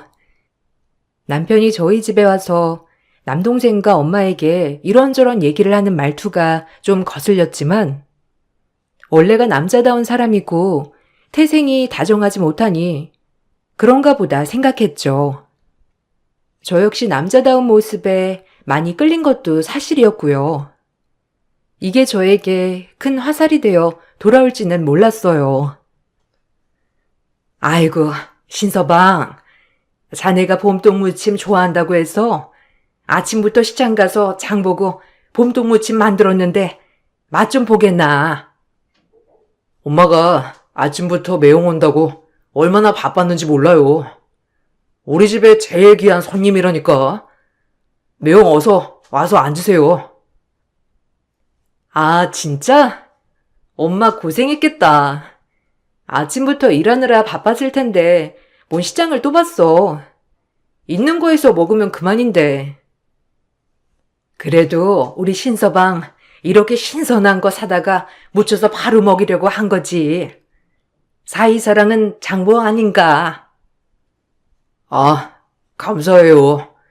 이렇게까지 안 해주셔도 되는데 좀 부담스럽네요. 아, 맛있네요. 자기도 먹어봐. 윤성이도 좀 먹어보고. 남편의 부담스럽다는 별거 아닌 한마디가 엄마의 기운을 쏙 빼어버렸죠. 같은 말을 해도 어쩜 저리 얄밉게 하는지 엄마에 대한 애틋함이 너무 컸기에 남편의 저런 한마디 한마디를 그냥 지나칠 수가 없더라고요. 그래서 그 자리에서 콕 집으며 말했어요. 이렇게 글로 쓰면서 보니까 참 남편과 애초에 저는 잘 안 맞았던 것 같아요. 그놈의 콩깍지가 뭔지, 그땐 왜 그리 좋았는지. 부담은? 엄마가 자기 좋아서 하는 건데 꼭 그렇게 얘기해야 돼? 엄마 무안하겠다. 엄마, 원래 표현이 이래. 담아두지 마. 아유, 무안은 무슨. 신서방이 더 무안하겠다. 너는 꼭 그렇게 짚고 넘어가니? 아유, 신서방, 미안해. 혹시라도 기분 나빴다면. 아, 아니에요. 뭐, 제가 또 실수했나 보죠. 봄동무침 맛있어요, 장모님. 인영이도 이렇게 맛있게 할 줄 알아야 할 텐데. 우리 인영이는 살림은 잘 모르는데 내가 최대한 많이 알려주고 보낼게. 걱정 마. 일단 봄동무침부터 마스터해야지. 왜? 누나가 틀린 말 한 것도 아닌데. 매형이 약간 하고 싶은 말 안 고르고 하는 게 있긴 하잖아요. 한두 번도 아니고. 윤성아, 너까지 왜 이러니? 아휴, 신서방, 신경 쓰지 마. 오늘 얘네들이 쌍으로 왜 그러는지 참 이해하지? 너무 마음에 담아두지 말게. 아무렇지 않은 척하는 엄마의 모습에 조금 마음이 아팠어요. 저도 너무 내가 예민한가 라는 생각을 가지고 조금 참아야겠다고 생각했어요. 동생까지 나서서 남편을 저격하니 남편이 너무 무안해 하더라고요. 그 모습을 보니 내가 너무 무안을 줬나 하는 생각이 들었죠. 남편도 많이 노력하고 있는데 내가 하나하나 꼬투리를 잡는 건 아닌지 미안한 마음도 있었고요. 그렇게 저희는 결혼 준비를 해나갔고 결혼을 하였습니다. 제가 모은 돈과 남편이 모은 돈으로 작은 신혼집을 마련하였고 꽤 살만했어요. 다행히 저와 남편의 벌이가 괜찮았기 때문에 둘이서 힘을 합쳐 결혼 준비를 하는 것은 문제가 되지 않았죠. 하지만 시어머니는 더 해주고 싶어 하셨어요. 그래도 우리 아들 장가 보내는 건데 내가 둘째 며느리한테 이 정도는 해주고 싶은데 네가 안 받는다니까. 아, 괜찮아요, 어머니. 마음만 받을게요. 지금 이렇게 저 예뻐해 주시는 것만으로도 너무 감사드려요, 저는. 우리 선생님으로 본 게 한 2년 정도 됐나? 항상 탐났었는데 우리 아들이랑 마침 잘 돼가는 사이라고 하니까 얼마나 기쁘던지. 어머님이 늘 좋게 봐주시니까 저야 감사하죠. 개훈 씨랑 정말 잘 살게요. 지켜봐 주세요. 그리고 개인 레슨도 계속 해드릴게요. 아유, 그러면 나야 너무 고맙지. 아니, 그나저나 우리 개훈이가 좀 이기적인 구석이 있긴 있어. 우리 인영이가 이해 좀 해줘. 아, 그럼요. 저도 부족한데요. 개훈 씨랑 알콩달콩 잘 살아볼게요. 어머님은 염려 놓으세요. 다시 한번 감사합니다. 더 못해주셔서 미안해 하셨지만 받는 것 자체가 부담이고 나중에 제가 살아가면서 어머님께 해드릴 수 있을 때 받는 게 나을 것 같다는 생각도 하게 되었죠. 어머님은 남편의 이기적인 성격을 걱정하면서도 저를 너무 마음에 들어 하셨기 때문에 전 그 점이 좋았어요. 그렇게 신혼생활이 시작되었어요. 둘이 있을 땐 문제가 아예 없었죠. 가부장적이긴 했어도 저를 생각하는 마음은 끔찍했기에 그 모습 하나만을 바라보고 결혼 생활을 하였거든요. 친정과 시댁을 비교하는 건 아니지만 늘 시댁과 친정 사이에서 남편의 다른 모습을 보니 너무 화가 나는 날도 많았지만 저 역시 완벽하지 않은 사람이기 때문에 그 부분에 있어서는 최대한 남편에게 잔소리를 하지 않으려 했어요. 하지만 결혼을 하고 보니 남편은 남의 편이더라고요. 명절에도 전 빨리 시댁에서 명절을 다 보내고 친정에 가고 싶은데 남편은 그런 저의 마음을 헤아려 주지 않을 때가 많았어요. 엄마, 우리 간식 좀 줘요. 오랜만에 집에 오니까 좋네. 이래서 엄마 밥을 먹고 살아야 한다니까. 나가 살아보니까 알겠어. 어머, 인형이 섭섭하겠다. 아내가 해주는 밥이 맛있지. 너는 말을 해도. 인형아, 섭섭하게 생각 마. 우리 아들이 이렇게 멋없어. 아, 네. 뭐 그러려니 해요. 어머니, 제가 과일 깎을 테니까 좀 들어가서 쉬세요. 하루 종일 쉬지도 못하셨는데. 우리 저녁도 먹고 갈 거니까 그렇게 아세요. 역시 집이 좋구먼. 개인은 대학생활 잘하고 있나? 조그만 게 안 보이네. 어제도 시댁, 오늘도 시댁. 도대체 저희 집은 언제 가나요? 화가 부글부글 끓었지만 절대 집에 갈 생각이 없어 보이는 남편의 모습을 보고 저는 남편에게 눈치를 주면서 일어나자고 해야 했어요. 그런 남편은 저한테 유난스럽다고 했고요. 도대체 우리 집에 언제 가겠다는 거야? 엄마, 우리 오기만을 기다리시는데 저녁까지 먹고 나면 우리 집에 안 간다는 거 아니야? 아, 뭐가 그렇게 중요하냐. 여자가 시집을 왔으면 시댁에 더 잘해야지. 그놈의 친정. 너 평소에도 자주 가잖아. 뭐? 명절이랑 평소랑 같아? 어머님도 아까 점심만 먹으면 가라고 하셨는데 자기 진짜 왜 그래? 우리 집 무시하는 거야? 남편은 제가 이렇게 쏘아붙이자 마음에 안 든다는 듯이 터덜터덜 옷을 입기 시작했죠. 정말 속에서 얼마나 부글부글 끓었는지 저의 이런 모습을 보고 시어머니는 서둘러 얼른 가라며 저희에게 말씀을 해주셨어요. 정말 뒤바뀐 꼴이었죠. 하지만 어머님은 마냥 제 모습을 그렇게 좋게 보시지는 않는 것 같더라고요. 결혼 전 그렇게 잘해주시던 분도 결혼을 하니 다잡은 물고기처럼 저를 대하셨죠. 제가 남편에게 가자고 재촉하는 뉘앙스를 보이자 어머님은 가라고 하며 한마디 거들었어요. 아이고, 내가 진작 보냈어야 했는데 안사돈 많이 기다리시겠다. 얼른 내려놓고 갈 준비하렴. 개운이 너도 얼른 빨리 움직이고. 참 너도 근데 너다.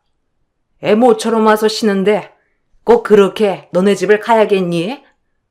뭐 오늘 못 가면 주말이라도 가면 되는 거지. 요즘 애들은 시집을 와도 그런 거 구분을 못 한다니까. 참 세상 좋아졌지. 에휴, 내가 진짜 우리 게이레스만 아니었어도. 에휴. 네?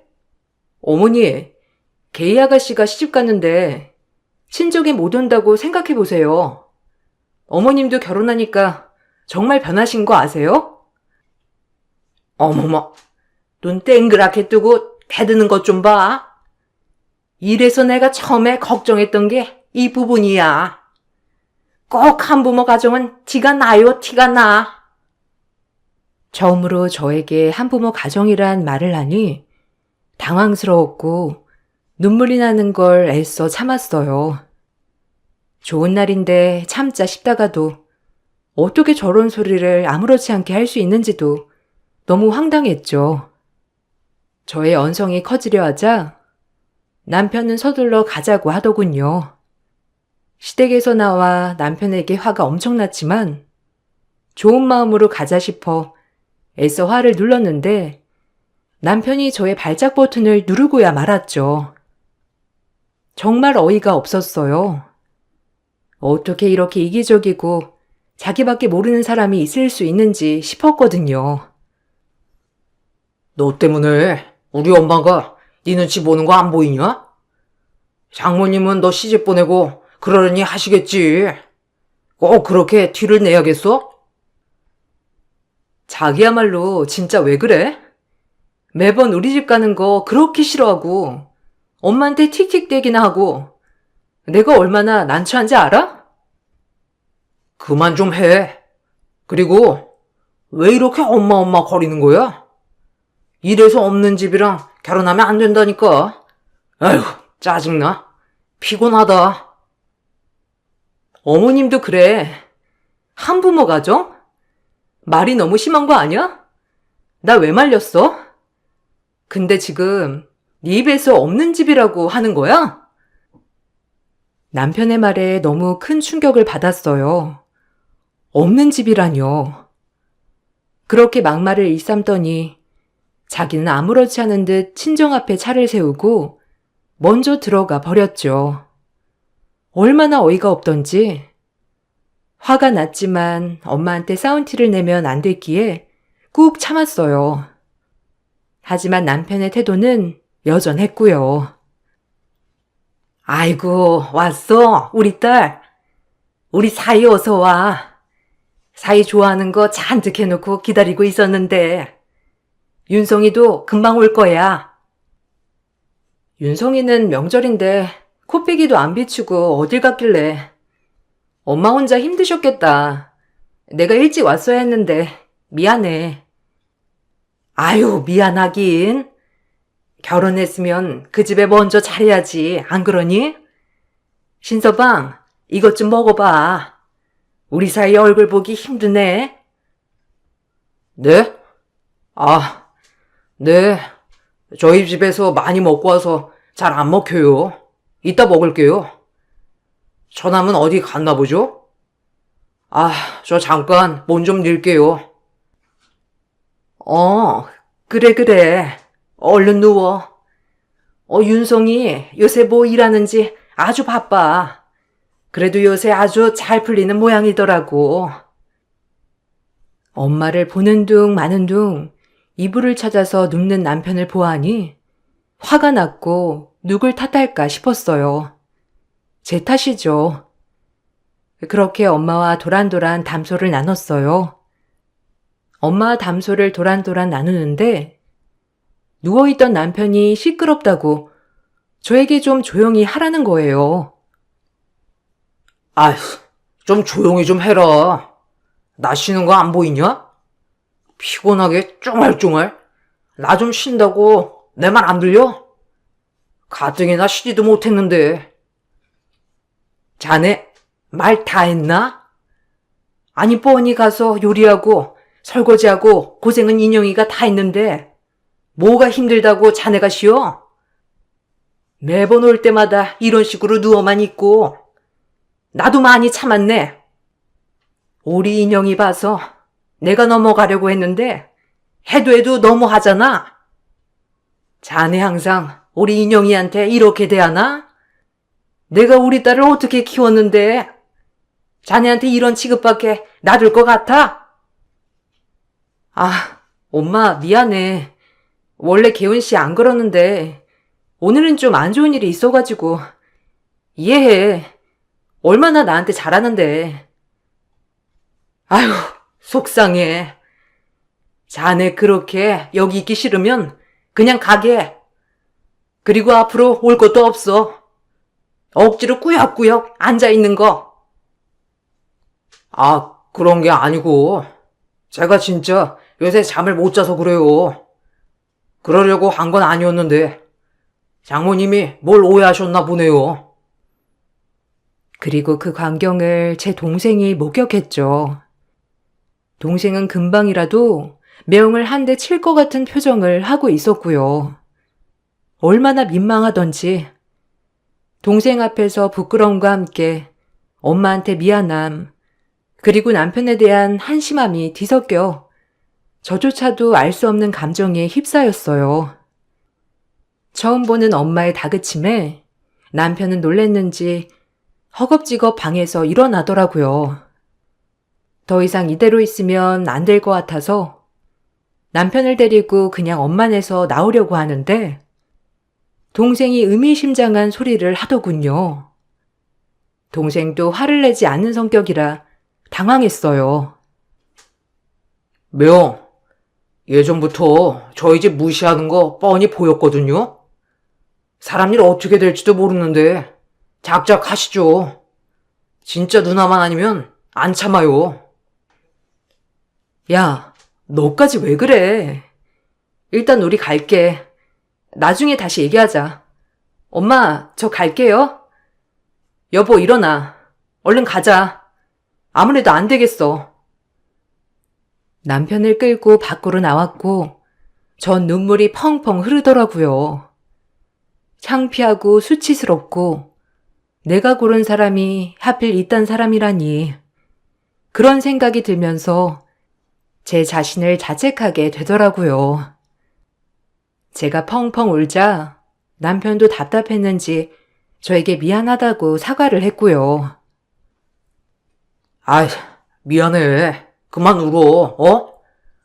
아니, 나 요 며칠 잠도 못 자고 피곤해 했던 거 알잖아. 그래서 예민했어. 내가 미안해. 미안? 당신이 이번에만 그랬어? 결혼 전부터 우리 집 무시했잖아. 자기 예물 때문에 그래? 우리가 조금만 더 저축하면 충분히 살 수 있는 걸 꼭 엄마한테 받아야겠어? 나 진짜 자기랑 결혼한 거 너무 후회해. 내가 왜 이런 모습을 봐야 해? 뭘 후회까지? 알겠어. 미안해. 나중에 엄마랑 어머님 모시고 식사 한번 대접할게. 그때 내가 어머님 풀어드릴게. 풀어드리긴 뭘 풀어드려. 우리 엄마가 그런 밥 한 그릇에 넘어갈 것 같아? 엄마도 최대한 참고 얘기한 건데 자기 진짜 너무해. 아니야. 내가 진짜 잘 풀어드릴 테니까 그만해. 아, 진짜 피곤하다, 인형아. 그만하자. 이런 일로 너랑 싸우고 싶지 않아서 그래. 남편이 잘못을 싹싹 빌며 자리를 마련하여 엄마에게 사과를 한다는 말에 넘어갔어요. 마지막 기회라고 생각했고 다시 한 번만 더 그러면 정말 이 사람과 끝장을 내야겠다고 생각을 하며 말이죠. 그렇게 남편은 엄마와 어머님에게 약속 장소를 고지한 뒤 밥 먹는 자리를 마련했더라고요. 경양식 집에서 말이죠.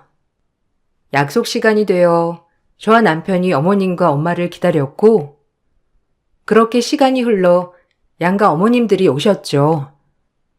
하지만 남편의 태도는 가관이었습니다. 어찌나 어이가 없는지 기가 막힐 따름이었죠. 엄마는 햄버거 스테이크 좋아하죠? 햄버거 스테이크 하나랑 내 거는 돈가스. 그리고 장모님은 샐러드 드시면 되나? 아유, 가격이 만만치 않네. 아유, 비싼 집이라서 그런지 샐러드 하나에 9,800원이나 하네. 이렇게 시킬게요. 음료수 각자 한 개씩이랑. 남편은 저희 엄마의 의사를 물어보지도 않고 샐러드를 주문해 주었고 엄마도 할 말을 잃었는지 가만히 앉아 계셨어요. 주문받은 음식들이 나오고 저와 제 엄마가 정색 표정으로 앉아 있자 시어머니와 남편은 아주 떳떳하게 얘기하더라고요. 아니, 사돈. 우리 아들이 피땀 흘려 번 돈으로 밥을 사주는데 어쩜 한 숟갈도 안 드세요? 좀 드셔보세요. 우리 나이 때는 풀을 먹어야 건강하다니깐요. 안 그런가요? 나야 뭐 골다공증도 있고 이래서 고기는 꼭 먹어야 하지만 우리 나이 땐 소식해야 해요. 어머님, 입맛에 맞죠? 여기 샐러드가 그렇게 맛있더라고요. 가격도 가격이고 맛있게 드셨으면 하네요. 전 남편이 약을 먹은 줄 알았어요. 어쩜 저리 천연덕스럽게 아무렇지 않은 척을 하는지. 본인 엄마와 본인은 돼지같이 고기 정식을 시키고 저희 엄마에겐 풀떼기라뇨. 가격 차이도 15,000원이나 나는 걸로요. 확실히 저의 마음이 정리되는 순간이었습니다. 그런데 가만히 앉아 계시던 엄마는 무슨 생각이신지 어디론가 전화를 걸더라고요. 전 엄마가 뭐 하는 건지 가만히 보고 있었죠. 아, 저 윤성이 엄마인데요. 여기 좀 와주셔야겠는데요. 꼭 와서 보셔야 할 게 있어요. 여기가 어디냐면, 엄마, 무슨 전화야? 아니, 그리고 어머님, 당신 말 다 했어? 이거 지금 우리 무시하는 거 맞지? 대놓고? 기가 막혀. 무시라니. 여기 샐러드만 먹으러 오는 맛집인데 내 마음을 몰라주고 진짜 섭섭하다. 넌 항상 그러더라. 늘 오해해. 그러게 말이야. 그렇게 네 남편을 잡아먹어야겠니? 얼마나 잔소리를 했으면 우리 아들이 살이 쏙 빠졌어. 에휴. 그렇게 말도 안 되는 모자의 항변을 듣고 있는데 저희의 룸 문이 열리고 아주버님 시숙의 일행이 들어왔어요. 이게 어떻게 된 일인가 싶어 어안이 벙벙했고 남편이 식사 자리라고 아주버님을 불렀나 싶기도 했어요. 하지만 아주버님을 부른 건 다름 아닌 저희 엄마였습니다. 전 엄마의 입에서 나오는 말이 정말 놀라웠고 믿을 수가 없었죠. 시숙은 엄마에게 쩔쩔 매더라고요. 보셨죠? 아니 참 어이가 없네요. 지금 개민 씨 동생이랑 어머니 되시는 분이 이런 만행을 저지르는데 어떻게 생각해요? 죄송합니다. 사모님, 아니 사돈어른. 제가 교육을 잘 시켜야 했는데. 아유, 엄마, 신기훈. 당장 일어나. 누구 앞길을 망치려고. 됐고, 오늘 있었던 일 가만히 있지 않겠어요. 우리 윤성이한테 보고할게요. 아마 그 가족이면 같은 마음을 가졌겠죠? 아니요, 사모님. 제가 대신 사과드릴게요. 제가 동생이랑 엄마 단속을 못해서 사모님 심기를 건드렸어요. 정말 죄송합니다. 형, 뭐 하는 거야? 왜 장모한테 그렇게 허리를 숙이고 있어? 아니, 무슨 말이야? 사모님이라니. 내가 잘 들은 거 맞아? 알고 보니 시숙은 윤성이가 얼마 전에 설립한 벤처기업의 직원이었습니다. 형제들과 다르게 혼자 취직을 못하고 있던 아주버님은 우연히 면접을 보고 들어간 회사가 제 남동생이 친구와 함께 설립한 벤처기업이었죠. 촉망받는 청년 사업가가 된 제 남동생은 엄마에게 이 일을 우연히 얘기했더라고요. 알고 보니 누나의 아주버님이더라 하고요. 엄마는 처음에 잘 됐다고 기뻐하셨지만 남편과 시모의 이런 모습을 보니 참을 수가 없어 시숙에게 전화를 건 것이고요. 시숙은 회사를 잘 다녀야 했기에 엄마의 부름에 달려왔던 것이고요. 어안이 벙벙했죠. 자기 아들이 저렇게 저희 엄마에게 쫄쫄매는 꼴을 보니 어머님은 태도를 돌변하셨어요.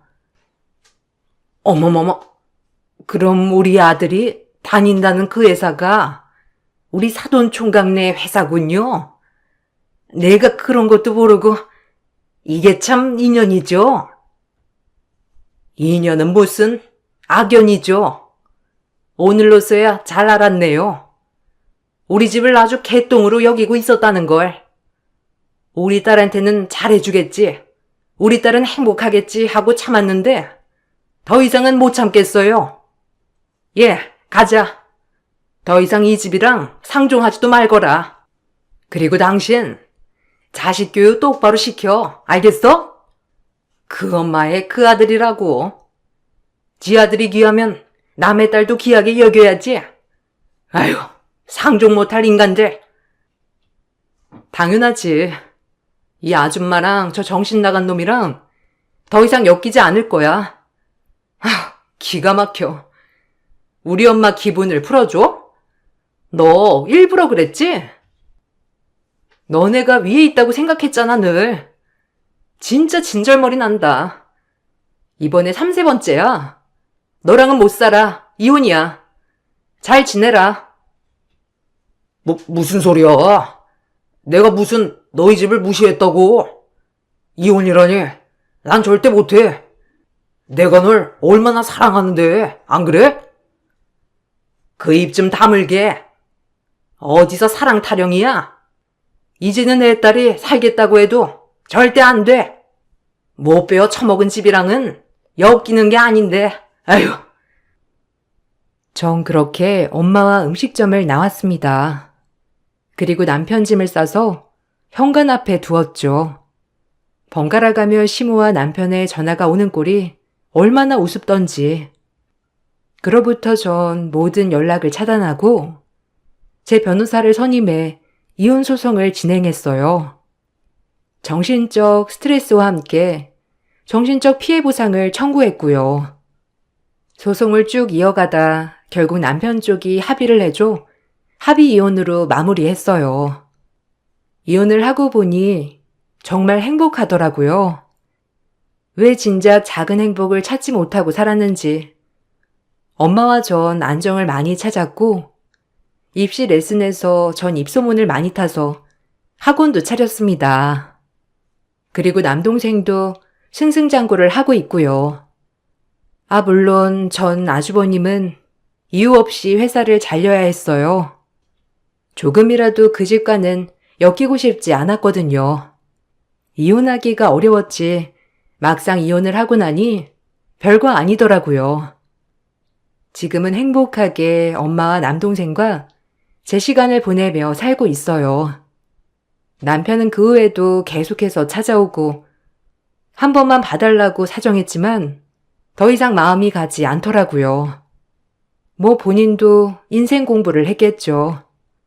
저 역시 마찬가지고요. 늘 고생만 한 우리 엄마, 그래도 마지막에 이렇게 자식들이 본인들 하고자 하는 일을 하며 행복하게 사는 모습을 보니 엄마조차도 너무 행복해 하시더라고요. 이제 엄마와 언제까지 같이 있을 줄 모르겠지만 앞으로는 한평생 저희를 위해 희생한 엄마에게 효도를 해볼까 합니다. 여러분들도 가까이 있는 부모님에게 효도하세요. 그만한 행복이 또 없답니다. 그럼 이만 제 글을 마칠게요. 감사합니다.